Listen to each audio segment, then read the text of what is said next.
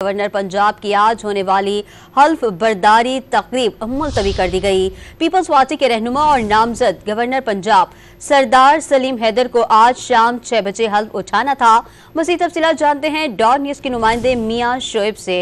शोएब, हल्फ बर्दारी की तकरीब क्यों मुलतवी की गई है, आगाह कीजिएगा।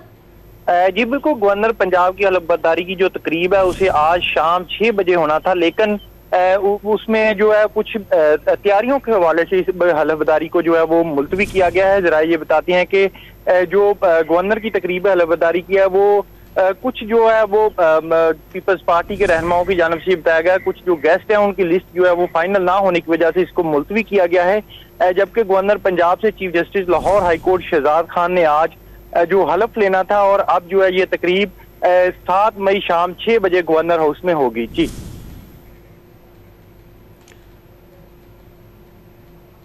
मियां शोएब तफसीलात से आगाह कर रहे थे, आपका शुक्रिया।